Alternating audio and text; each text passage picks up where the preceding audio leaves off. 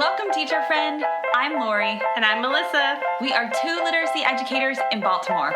We want the best for all kids, and we know you do too. Our district recently adopted a new literacy curriculum, which meant a lot of change for everyone. Lori and I can't wait to keep learning about literacy with you today. Hi, everyone. Welcome to Literacy Podcast. Melissa and Lori love literacy. We are very excited for today's guest because he's an educational consultant extraordinaire is how I'm going to describe him. I love it. Melissa, would you agree? Absolutely. Yep. I've called on Mitchell a few times to just lend us his expertise. So I think that's a great way to put it. He's just a pretty amazing educator. Yeah. I feel like when we introduce guests, it must be really fun, like for the guest to sit there and be like, here's all these cool things about this person. So Mitchell, do you feel really special right now? How are you feeling? Welcome to the podcast. I can honestly say I'm really, really, really excited about today because you all should know this. This is the first podcast I've ever done. Ooh, welcome. All right. And you've got your bookshelf background for us. We're all ready. We're psyched for the podcast. It's going to be welcome. Great. You know what? Most people say that after they podcast with us, they've had a great time. So we hope that you have the same experience. We aim to please. So tell us a little bit about yourself, Mitchell. So I should start here because I think this is probably the part that hopefully people connect with. I grew up in a household where my mother nurtured my love for education. And how did she do that? She allowed me to turn my bedroom into a classroom. She would take me to the store and I could buy like the things to decorate the walls, got teacher edition books. Oh, that's so funny. Computer grade book software program. So I grew up and all my cousins grew up. When they came over my house, they actually had to play school. And I was serious about it. I can go back to times of being like age of like 11 where I would take my teacher edition book and I would have my lesson plan book and just like start writing out like, what would I do if I was a teacher? So oh my gosh. I really pay homage to my mother because she took my passion and she took the gifts and the calling on my life seriously and just allowed me, to play first. Yeah. And then that moved into when I was age 14, my Sunday school superintendent and vacation Bible school superintendent pulled me to the side and said, Mitchell, you have to teach vacation Bible school. I was 14 years at the time, and I was like, oh, my goodness, I'm going to finally do what I've been playing in my bedroom for all these years. And because at that time, I did not know what like age group or anything like that. And it was that experience in the church where I fell in love with elementary education. And that took me on to get my bachelor's degree in elementary ed. I started as a third grade teacher on the south side of Chicago, Hyde Park. And that was an awesome experience because then my principal saw something in me at that time. And even the district leaders came into my class, and I'll never forget this. They looked at my bulletin board and the district leaders pulled me to the side and said, you're a writing teacher. And I didn't know what that meant. I was a first-year teacher. But I knew I felt affirmed. And as a Black male educator, I was the youngest in my school. That was like the impetus for me saying, I want to learn more about literacy. I want to make sure that children become literate citizens that critically think and use these literacy processes to transform their lives and those around them. So that just was my impetus to learn more and more, because then I moved into teaching 5th and 6th grade. I taught gifted ELA. I've taught pull out for 1st grade, all those various things. And I said that wasn't enough. And I said at that time, I think I was at my 5th year of teaching. I wanted something more. And so I decided to go for achieving National Board certification. Nice. because that is nothing short of a feat, while you're teaching. I did that too, and it is not easy.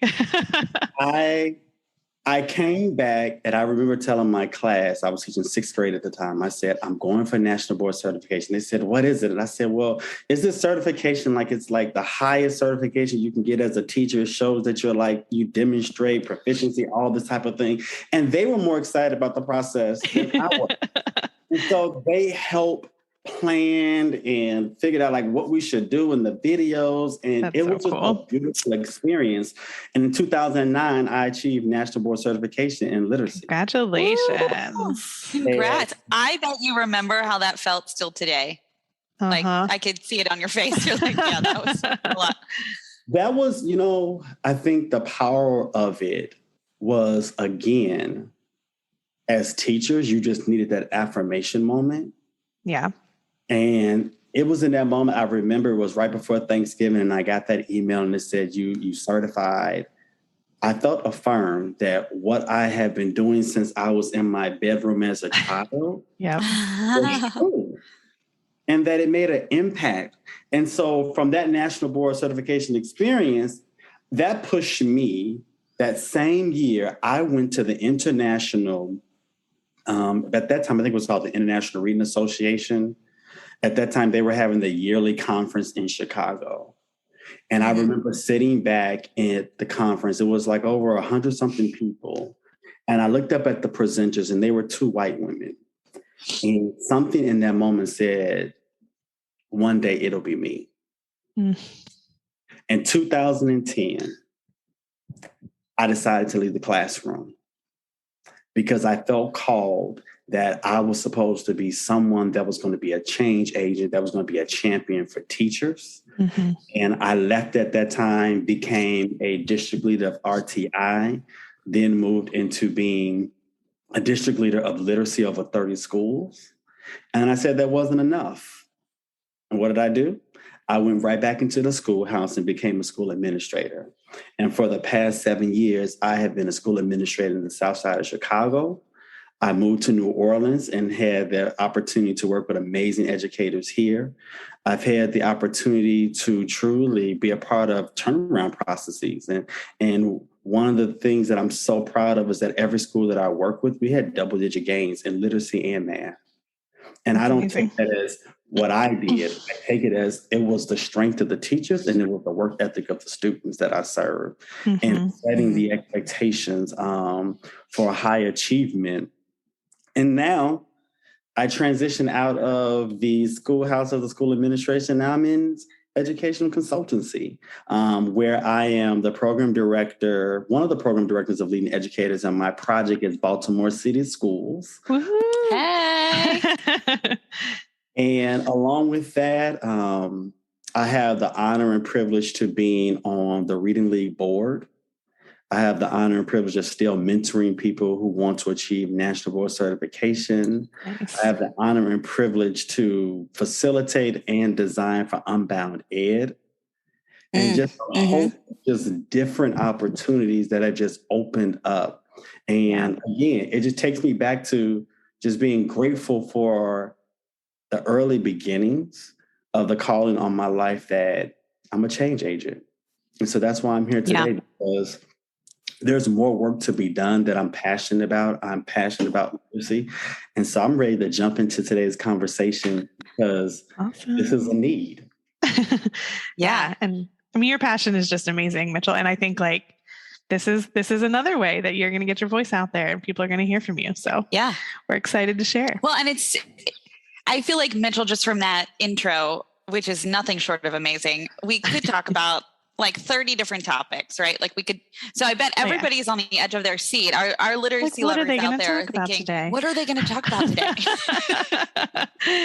Yeah, so I'll jump in there. So I saw an article that was not written by Mitchell. I'll put that out there, but it was an article about, it was called Teaching Reading to African-American Children When Home and School Language Differ by the amazing Julie Washington. I have a little bit of a like work crush on Julie Washington.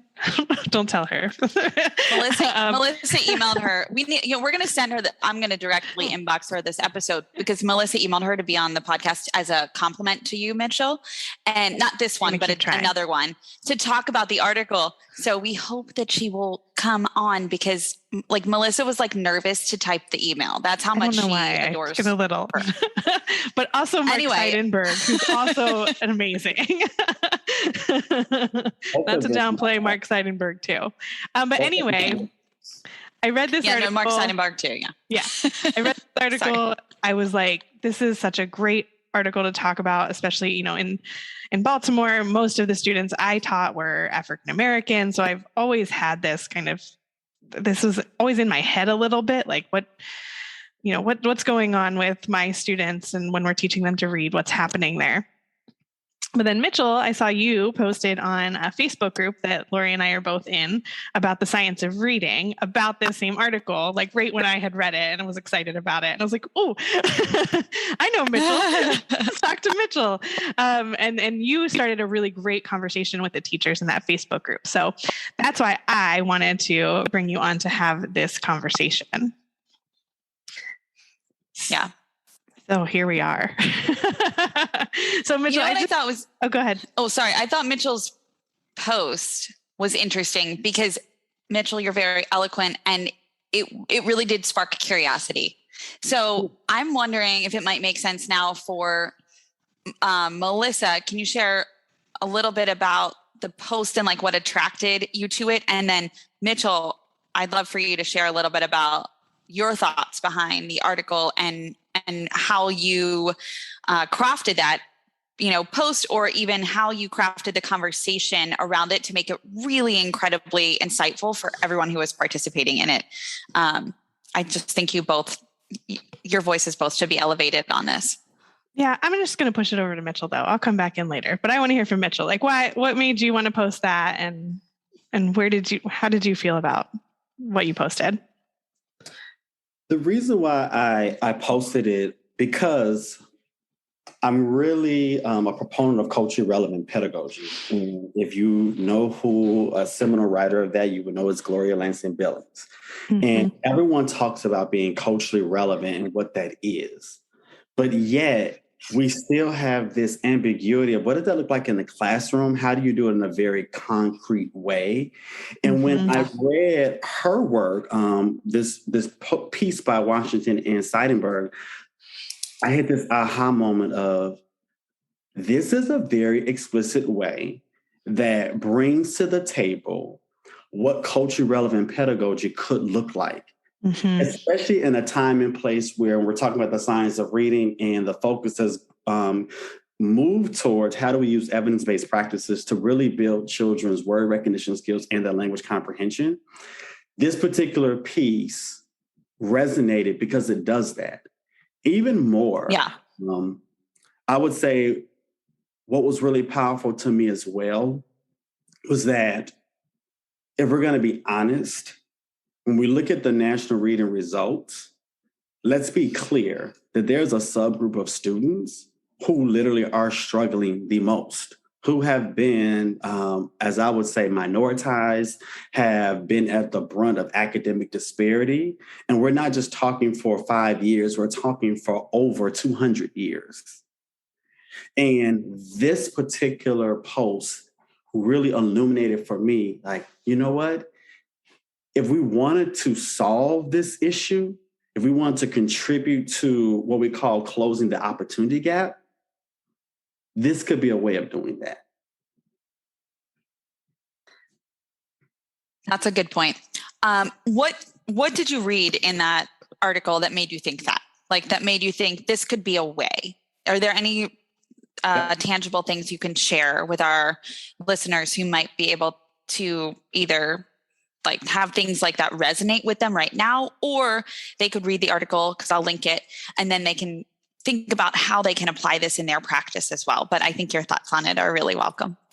So in the particular article, what they do, and I think it was just great to have it, they took all of this research around African American English, created this table that literally spelled out for you that yes, these are the features of African American English that makes it distinct from other languages. So you got to think about morphology, syntax, and phonology. And when you saw it very clearly, for example, you see it very clearly in that table that in African American English, there is like a consonant cluster reduction.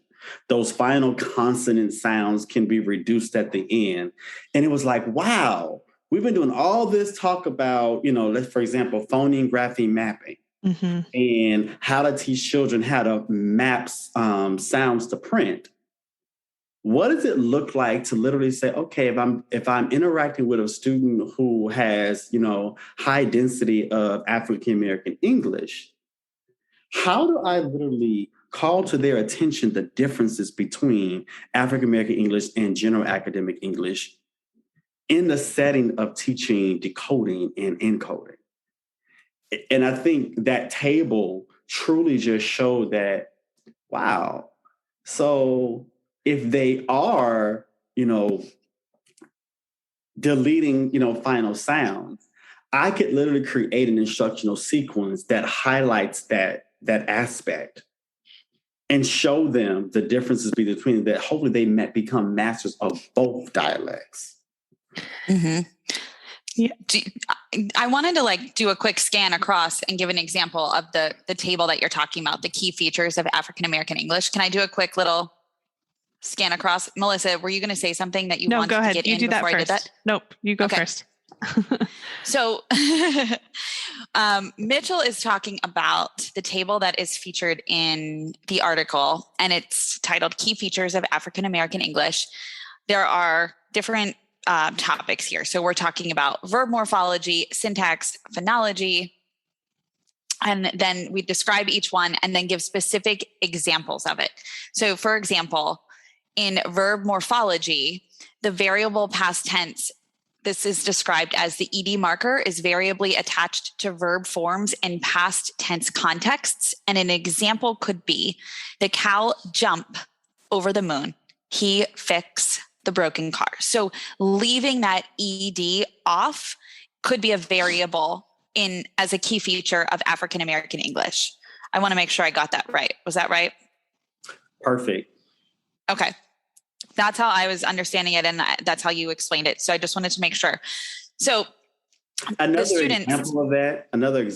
Yeah. Go ahead. To make it more clear, when you're working with students who use African American English, they may use terms like, jumping and things like that. And so you don't hear the G at the end. Mm-hmm.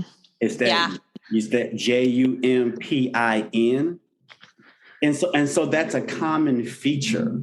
And so I thought that was really important that was highlighted, because now you understand where it comes from. But the other piece that was just really affirming about this chart that we don't always talk about is that we've shamed African American English.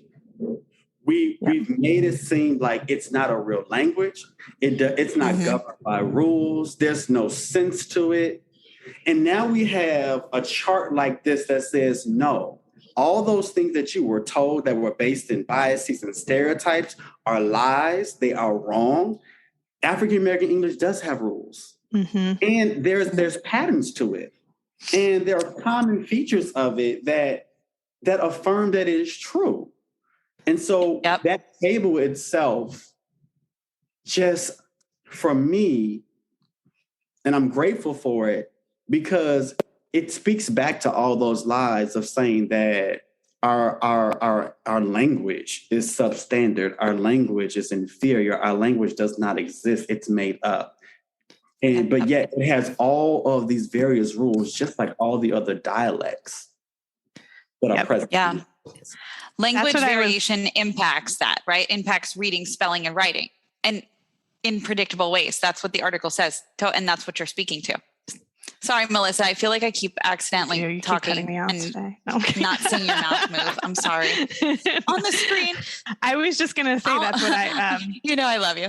I was going to bring that up earlier, was that when I was in my master's program, which we often kind of say we didn't learn so much in my master's program. Yeah. Poo-poo was exactly the word I had in my head, but I didn't want to say it. I know. But I did learn in a literacy course, and it was, or not literacy, linguistics course. It was straight linguistics, not for educators necessarily, but that was the first time I learned about African-American English as what you just described it, Mitchell, as like, it has rules. And like, I think of the way it's described in the article is like a rule governed variety of English agreed upon and used by a community of speakers. And that, it blew my mind. But I remember, I think I did an extra project about it. Like it wasn't exactly like, it was like something we learned about for like 5 minutes. And then I decided I wanted to learn more about it in that class.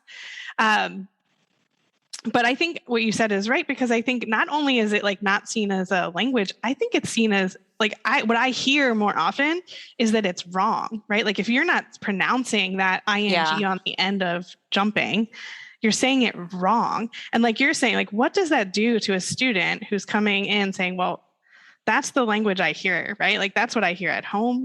That's what I hear everyone around me.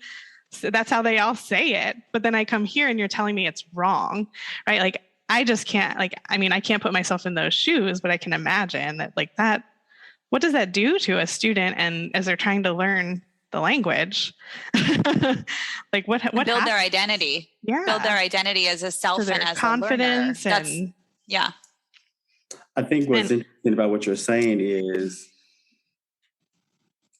it destroys their identity. I would imagine it would. It ensures that when I step into your classroom, I'm always going to be deemed inferior. Right. It ensures that. And we don't realize the casualties, the blood that is shed by the words that we use with our children and those implicit messages that we're teaching them. Mm-hmm. You've not only ensured that they have a lack of efficacy, but you've also made them look at their community from a deficit lens as well. Mm-hmm. So now when I'm in school... That's a good point. Now when I'm in school, I now look at my African-American community as we are uneducated.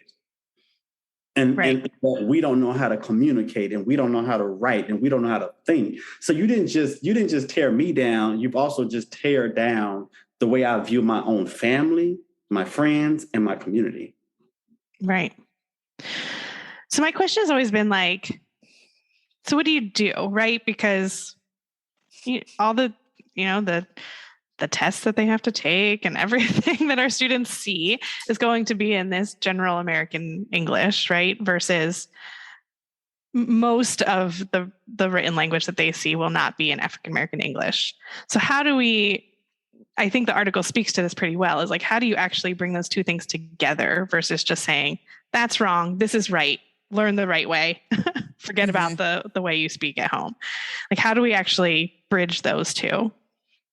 I think the first step for me is we need to increase the capacity and the knowledge of teachers around this language variant, right? For sure. We've got to make sure you understand that. And so when we talk about culturally relevant pedagogy, this is now the time to say, when we say that in this particular lens, this is the knowledge you need to have.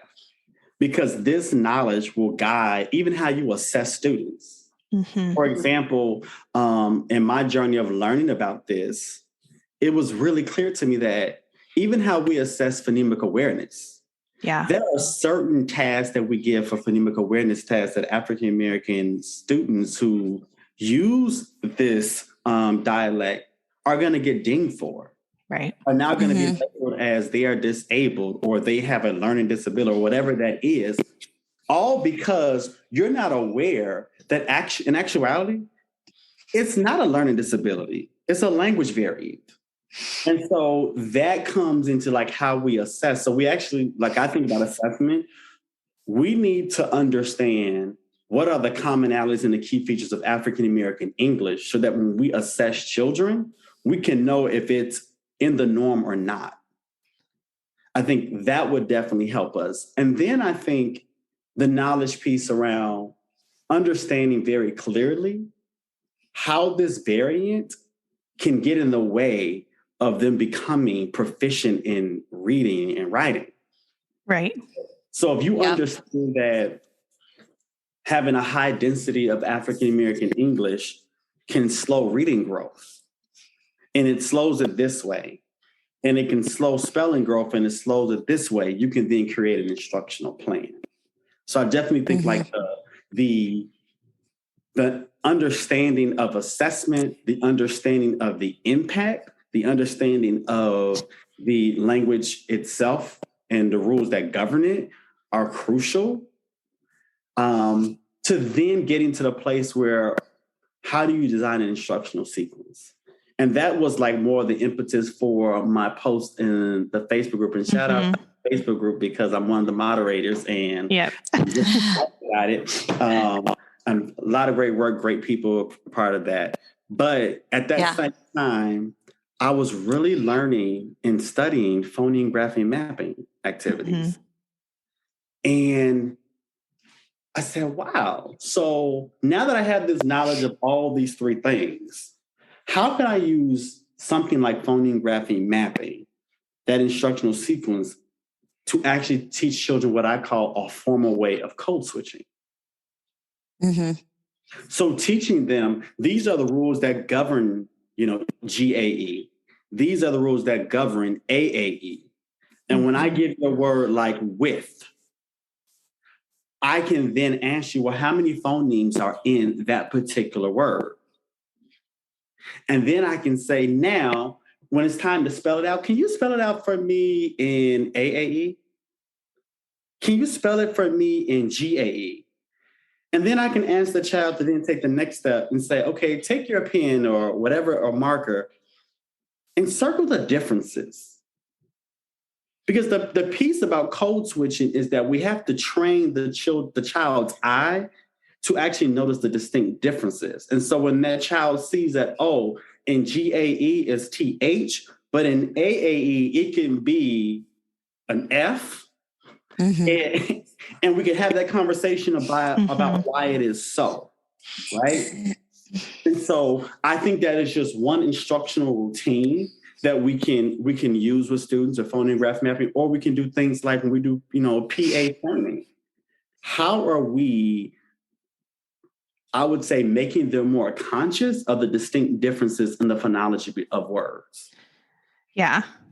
That's what I was looking at, the example they give in the article, which helped me because it says, like, deciding that cold and whole do not end in the same sound may be difficult if cold is usually pronounced coal, right? So I was just like, that's such a simple example, but huge, right? And like, if the student doesn't get that, you might just say they don't understand the D sound, right? Or they don't understand, or they're not getting the ending sounds, right? You just like put them in a whole category of like, they're not getting it, versus if they recognize, oh, that's part of this variety of English that they're speaking, then like what you said, Mitchell, is like they can actually point out the difference versus just like, again, like they're not getting it, right? Or putting them in a small group to review it. But like, it might not be helpful to just keep reviewing it if they And I think that you're teaching building knowledge and also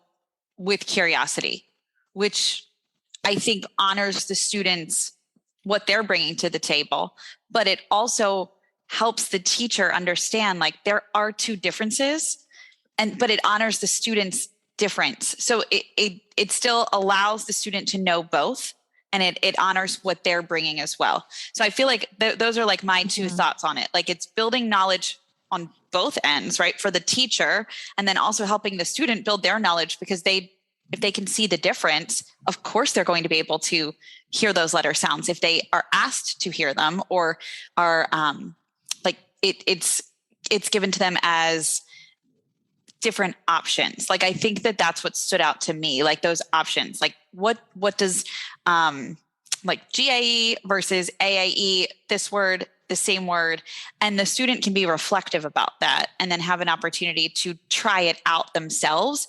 But it's not because one is right and one is wrong. It's because this practice of getting curious about, well, which sound do I hear? What makes this sound? And one I'm hearing and one I'm maybe saying, right? Like, so I think there's different ways to approach this, but I think the students are, if they're curious and we're building their knowledge about it, then those are really ways to honor them in this practice. Is that like, are you thinking, Mitchell, that would be like an accurate interpretation? Because I either want to like keep that in my brain or rewire what I just spewed out to you.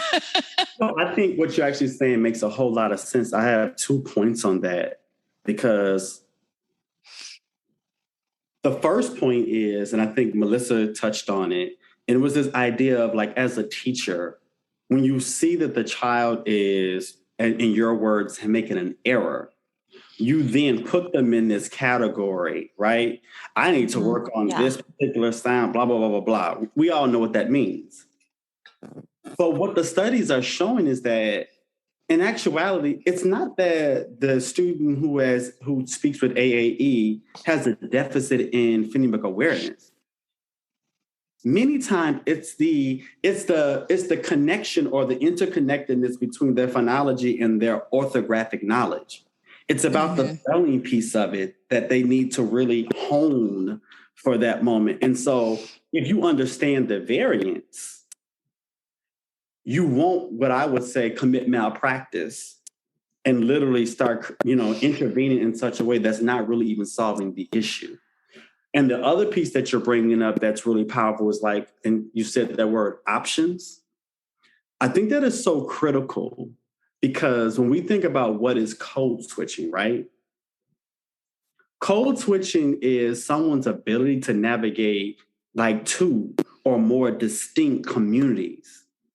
Mm-hmm. They can navigate those 2 contexts or more than one context, right? And you get to reap the benefits of being a part of both. Mm-hmm. That's right. Right? So when I think about the options, you're actually giving the child agency. Yeah. That I can be proud that I am Black while also learning another dialect and how to spell. And I don't have to strip away my identity because I need to learn a new orthographic pattern.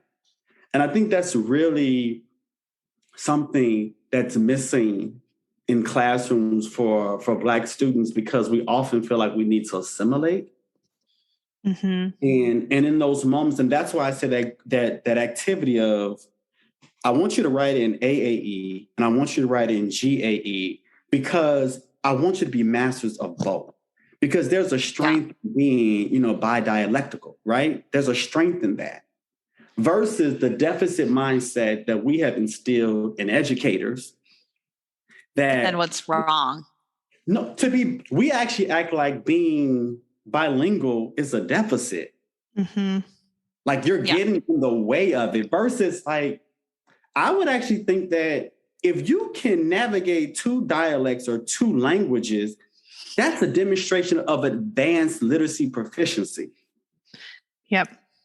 I was going to say, I think we see that a bit. I've seen it at least a bit more with English learners, right? Like students who are speaking Spanish, for example, learning English. I think there feels like there's a bit more compassion and a bit more of what you were just saying of like, yeah, it'll be great that you know 2 languages, right? That'll be a benefit for you in the long run. But I can't say that I've seen that with African American English in my experience. I haven't seen many people speak about African American English in the same way of like, mastering these 2 varieties of English is a benefit. I just haven't seen that in practice very much.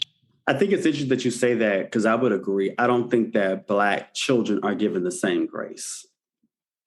I agree. I'm wondering too if it's because of teacher knowledge. Do you know what I mean? Like, how many?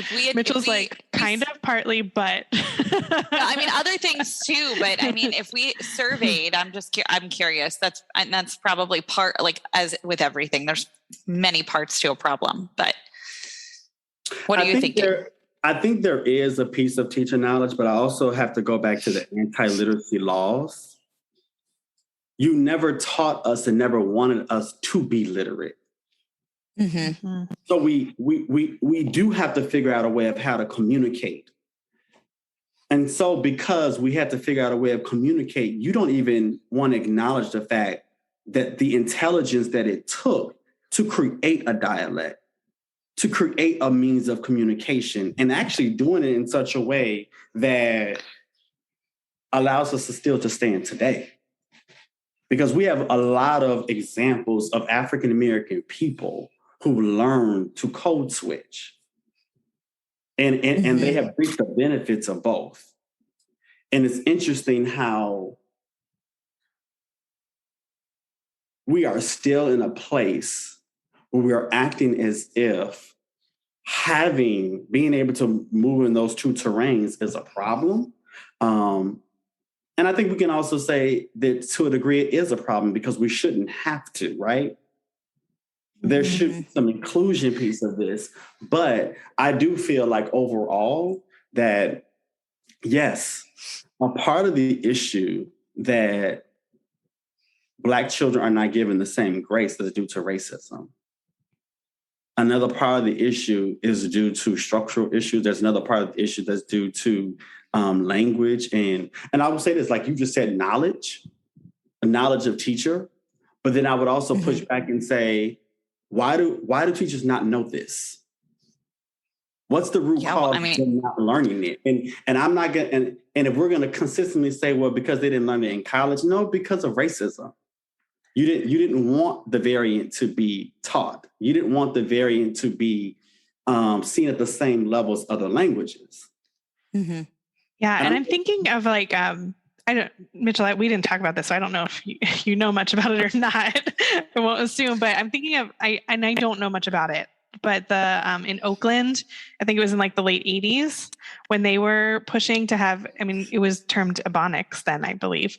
But the push was very similar, I think, to what we've been talking about today, right? Of like recognizing African-American English in the schools. And if you look it up now, like it was controversial. It was very controversial, right? I think it's what you're saying is like people didn't necessarily embrace it.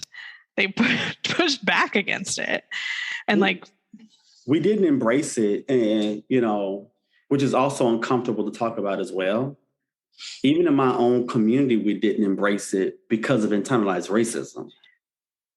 We've always been taught that the way that we speak, until you can speak white, until you can speak proper English. And if you can't do that, you're not deemed to be educated. You're not deemed to have intellect. So that is a piece that we never allow African American English to have its place as a viable, a real, governed by rules dialect. We haven't done that. And so I think there's a place in our conversation now of how do we utilize this information so that we don't have the slow growth of reading and writing. Mm-hmm. How do we understand it in such a way that we can now use students' funds of knowledge to then build the connection between this new variant that they have to learn? Right. Mitchell, do you know of any schools or districts or teachers alone who are tackling this? I don't know any schools that's tackling it from a very formal way. Mm-hmm. I find that when this conversation comes up, and it's nothing against anyone who does this, but it's this, we should accept children's home language. We should embrace it and we should affirm it. So that it can be in the classroom and they can feel comfortable, right? Right. And I totally agree with that move. What I'm pushing for is, no, let's do more than that. Because they have to see the distinct differences between their language and others. So that they can actually reap the benefits of being able to navigate multiple contexts. Well, I feel like it's like anything. If you don't teach them how to do that, they're not going to be able to do that.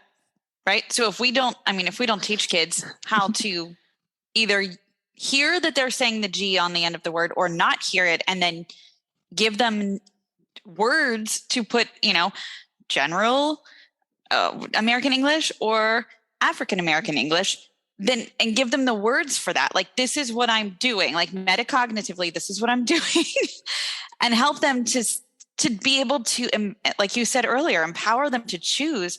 How are they going to know? I mean, unless they're taught. It comes back to our rallying cry in SOAR, right? We believe in explicit, systematic, cumulative instruction. We believe in being direct. Mm-hmm. Why is it that this has become an issue that it's not being done that way?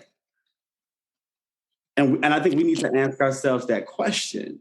I totally agree that it needs to be explicit, because what if the results, what if some of the results, I'm not going to say the preponderance of results are linked to this, but what if some of the failure rate that we're seeing in African-American children is correlated to the fact that we have not engaged them in systematic, explicit instruction in code switching?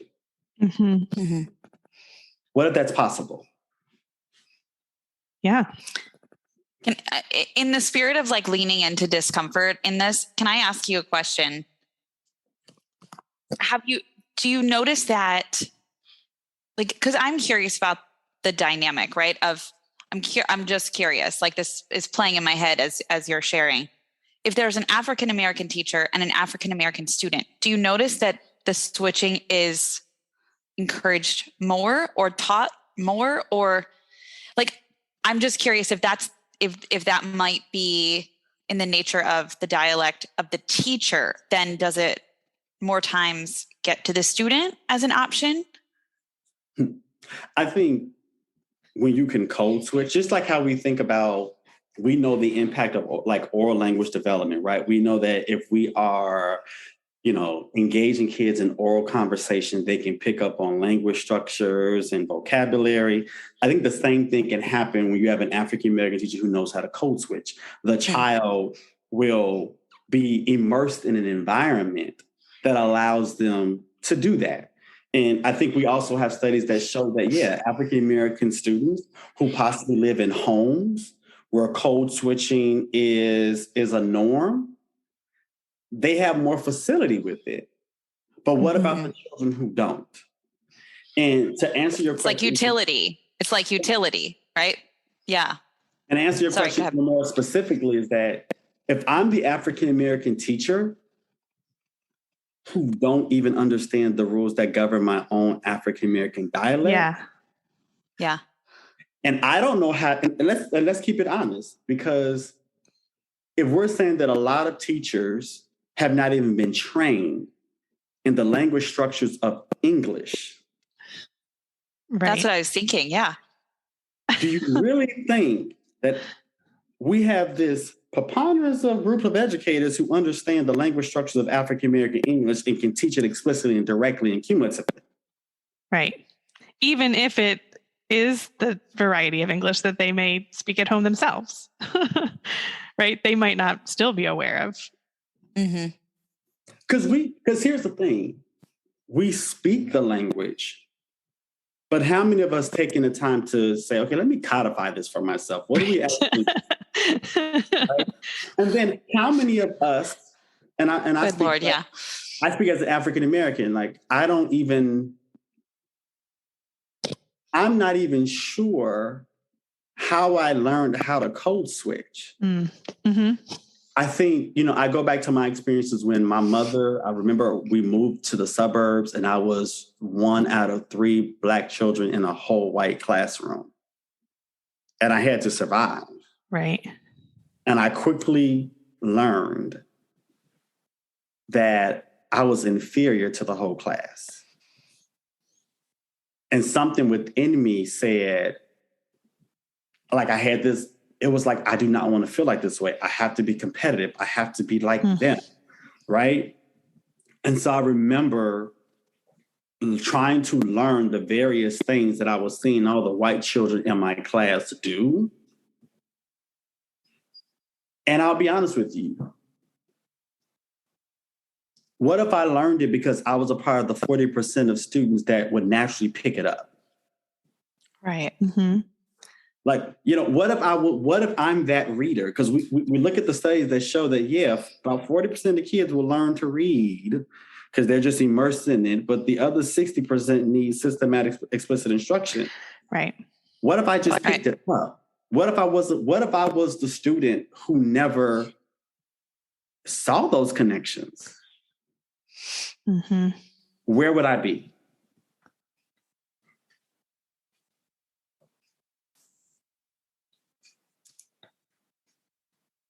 So I'm passionate about this topic because this could be an opportunity for more research to show how do we engage children in specific instructional routines that they'll learn how to code switch earlier. And we're not, and my plea to the SOAR community, just as much as children with dyslexia are a rallying cry and are important, just as much as we say that subgroup of students need explicit instruction, just as much as we say that the bilingual students, our English language learners need explicit instruction, just as much as we say children with exceptional needs need explicit instruction, don't forget about the 80% of Black children who are not proficient readers. Right. Maybe they need it as well. And maybe they need it because of the structural elements that we have put into place consistently that have barred them from their own liberation. Yeah.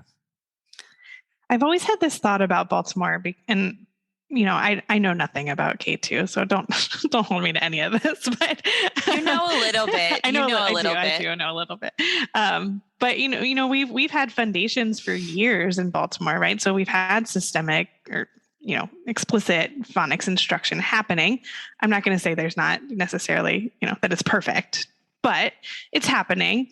But I don't know the numbers, Lori, but I think that 80% mark is probably right of students who are not meeting what they need to in foundations through K1 and 2, right? And we see that just kind of snowball right over the years, right? They don't meet the marks in phonemic awareness and phonics, and then fluency, and then comprehension, and it just kind of snowballs. And I've always just wondered, I guess, this question of like, is there just maybe like a different way to do it for African American students that might be in addition to a foundations, right? And in addition to that systematic phonics, is there something else that needs to happen? And like maybe, like you're saying, Mitchell, like maybe something like this is what we need to try.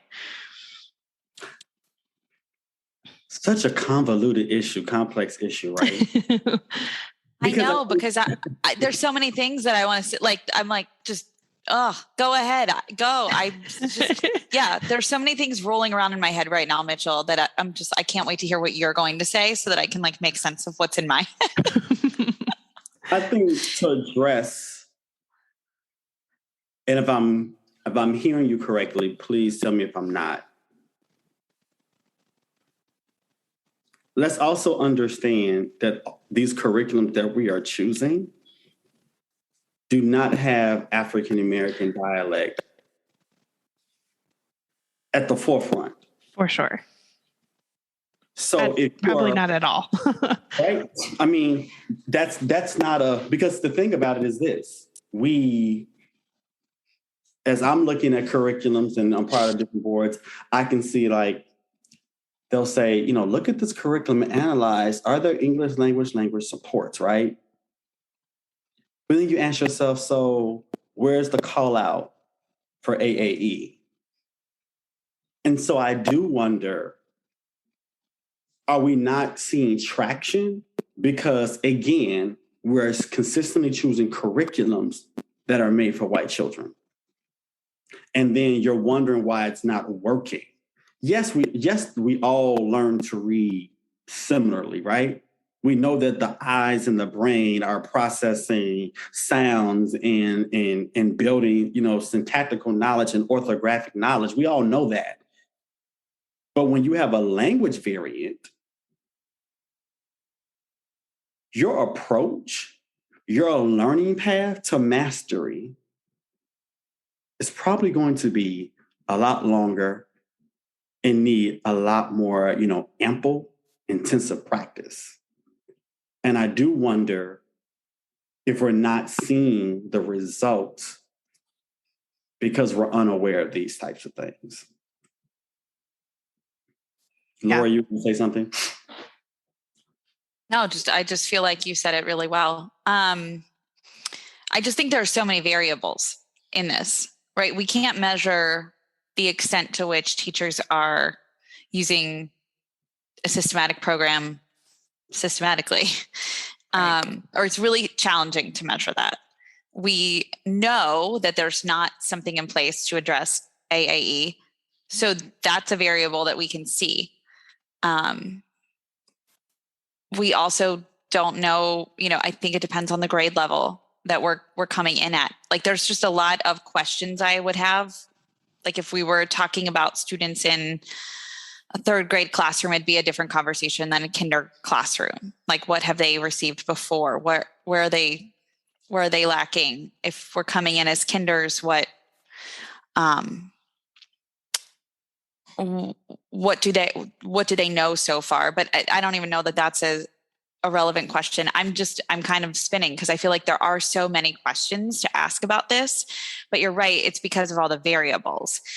So I'm just thinking like what I'm going to take away from this conversation is how can we like keep that in the forefront? Like how can we make better what we have while also including what we are thinking we might need to include?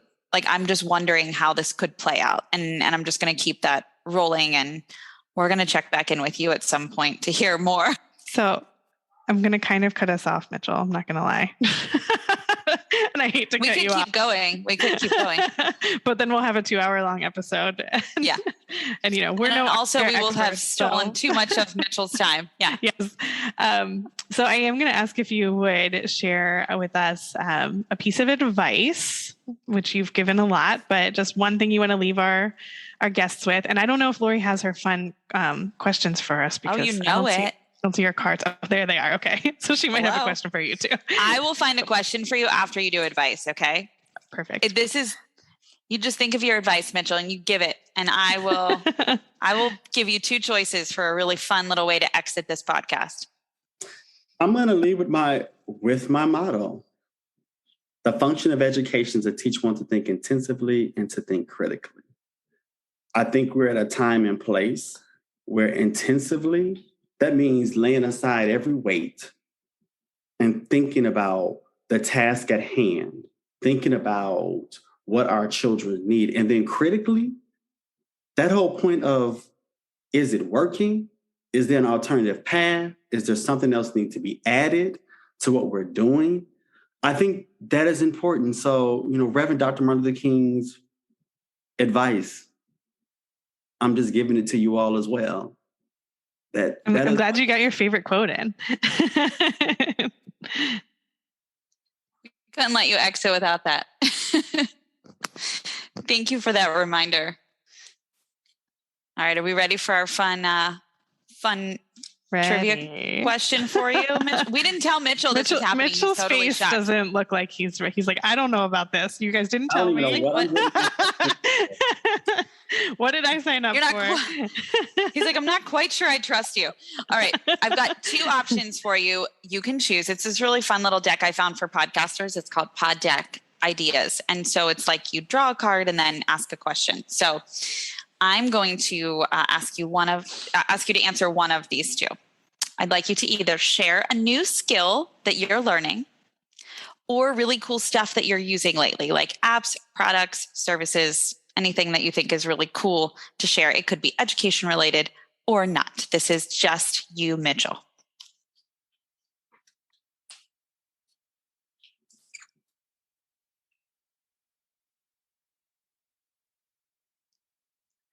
when you're thinking to yourself, should I really share the new skill I've learned in the past year? I don't know if this is the right place for that.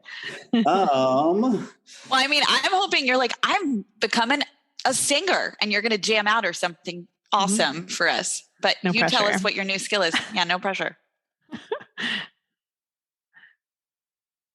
Why do I always think of like woodworking? I don't know why that was always my like. Like who? Your does face is that? cracking me up. I'm like, what is it? Now I'm so curious. Anybody who knows me, the new skill that I've been really excited about in the past year is that I became a certified bartender. Ooh. Yay! And so loving the idea of making people feel good, making them try new experiences. That's so cool. Libations are fun.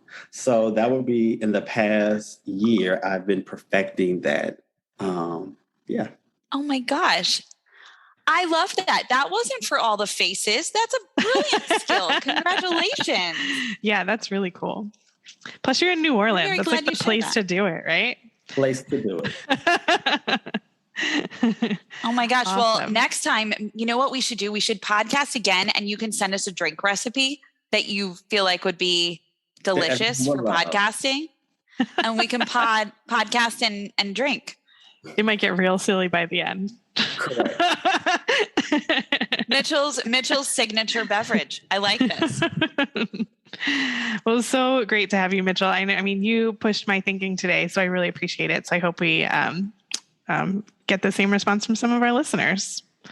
Yeah. Thank you so much. And thank you for just everything that you're doing to elevate this, from posting in a Facebook group to being on this podcast to all the things that you do as an extraordinary educator consultant. So thank you so much for your work. We appreciate your time and having you on, and we hope that you have an incredible rest of your day. Thank you all so much and be blessed. Thank you. You too. Thank you. Bye. Bye. Thank you so much for listening, literacy lovers. Be sure to visit our website to subscribe to our newsletter and podcast. It's literacypodcast.com. Yep. And don't forget to follow us on Instagram, Twitter, and Facebook. Most of them are at Literacy Podcast. Yes. And please, please, please reach out to us. Melissa, what's our email address? Melissa and Lori at literacypodcast.com is our email address. And we love getting emails from you all. And Lori We and really I read them. yeah, and we really read them, and respond. it's fun. We love when you all reach out and we get to have conversations with you. So please email us. Let us know what you're thinking about literacy, what you're thinking about Ideas for us to podcast about. Yes, ideas for podcasting, anything. We love to hear from you, what you liked, what you want. Yeah, We're here for you. Mostly y'all are asking questions, which is great. Yes. We don't mind that either. Yes. We're so glad you're here to learn with us. Thank you, everybody.